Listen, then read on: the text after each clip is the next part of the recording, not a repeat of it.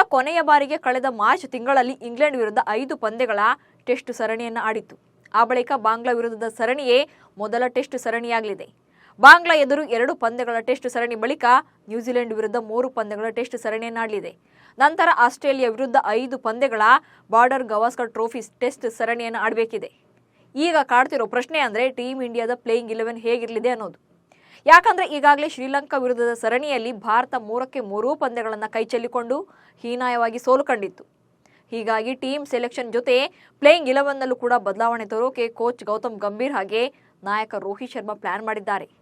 ಅಲ್ಲದೆ ಬಾಂಗ್ಲಾದೇಶ ವಿರುದ್ಧ ಟೆಸ್ಟ್ ಸರಣಿ ಕೂಡ ಭಾರತ ತಂಡದ ಹೆಡ್ ಕೋಚ್ ಆಗಿ ಗೌತಮ್ ಗಂಭೀರ್ಗೆ ಮೊದಲ ಟೆಸ್ಟ್ ಸವಾಲಾಗಲಿದೆ.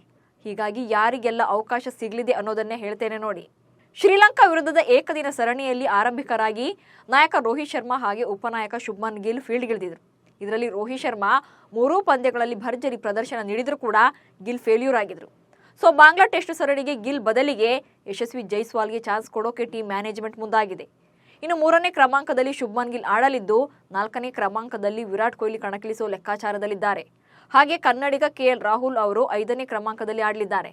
ಇನ್ನು ಮೊದಲ ಆಯ್ಕೆಯ ವಿಕೆಟ್ ಕೀಪರ್ ಆಗಿ ರಿಷಬ್ ಪಂತ್ ಪ್ಲೇಯಿಂಗ್ 11ನಲ್ಲಿ ಕಾಣಿಸಿಕೊಳ್ತಾರೆ. ಹಾಗೆ 6ನೇ ಕ್ರಮಾಂಕದಲ್ಲಿ ಆಡಲಿದ್ದಾರೆ. ಇನ್ನು ಸ್ಪಿನ್ ಬೌಲಿಂಗ್ ಆಲ್ರೌಂಡರ್ಗಳಾಗಿ ರವೀಂದ್ರ ಜಡೇಜಾ, ಅಕ್ಷರ್ ಪಟೇಲ್ ಮತ್ತು ರವಿಚಂದ್ರನ್ ಅಶ್ವಿನ್ ಸ್ಥಾನ ಪಡೆಯುವ ಸಾಧ್ಯತೆ ಇದೆ. ಹಾಗೆ ವೇಗದ ಬೌಲರ್ಗಳಾಗಿ ಮೊಹಮ್ಮದ್ ಸಿರಾಜ್ ಮತ್ತು ಹರ್ಷದೀಪ್ ಸಿಂಗ್ ಸ್ಥಾನ ಗಿಟ್ಟಿಸಿಕೊಳ್ಳಬಹುದು. ಸದ್ಯ ಭಾರತದ ಪರ ಬಾಂಗ್ಲಾ ವಿರುದ್ಧದ ಸರಣಿಗೆ 3 ಸ್ಪಿನ್ನರ್ಗಳನ್ನು ಆಡಿಸಲಾಗ್ತಾ ಇದೆ. ಆದರೆ ವರ್ಕ್ಲೋಡ್ ಮ್ಯಾನೇಜ್ಮೆಂಟ್ ಮೂಲಕ ಜಸ್ಪ್ರೀತ್ ಬುಮ್ರಾ ಅವರಿಗೆ ಬಾಂಗ್ಲಾದೇಶ ಸರಣಿಯಿಂದ ವಿಶ್ರಾಂತಿಯನ್ನು ಮುಂದುವರಿಸಲಾಗಿದೆ.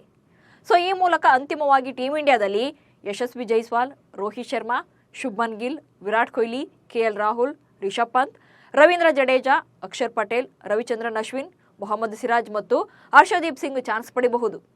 ಭಾರತ ಮತ್ತು ಬಾಂಗ್ಲಾ ನಡುವಿನ ಟೆಸ್ಟ್ ಸರಣಿ ಟೀಮ್ ಇಂಡಿಯಾ ಪಾಲಿಗೆ ತುಂಬಾನೇ ಮಹತ್ವದಾಗಿದೆ. ಬಾಂಗ್ಲಾದೇಶದ ವಿರುದ್ಧ ಗೆದ್ದರೆ ಟೀಮ್ ಇಂಡಿಯಾ ನೇರವಾಗಿ ವಿಶ್ವ ಟೆಸ್ಟ್ ಚಾಂಪಿಯನ್ಶಿಪ್ ಫೈನಲ್ ತಲುಪಲಿದೆ. ಉಭಯ ರಾಷ್ಟ್ರಗಳ ನಡುವೆ ಈವರೆಗೆ 24 ವರ್ಷಗಳಿಂದ ಟೆಸ್ಟ್ ಪಂದ್ಯಗಳನ್ನು ಆಡಿಸಲಾಗ್ತಾ ಇದೆ.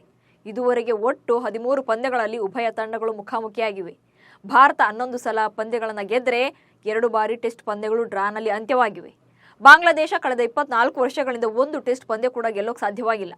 ಹೀಗಾಗಿ ಈ ವರ್ಷ ಕೂಡ ಭಾರತವೇ ಗೆಲ್ಲುವ ಫೇವರೇಟ್ ಟೀಮ್ ಎನಿಸಿಕೊಂಡಿದೆ. ಆದರೆ ಪಂದ್ಯಕ್ಕೂ ಮುನ್ನ ಯಾವುದೇ ತಂಡವನ್ನು ಸುಲಭವಾಗಿ ತೆಗೆದುಕೊಳ್ಳೋಕೆ ಸಾಧ್ಯನೇ ಇಲ್ಲ.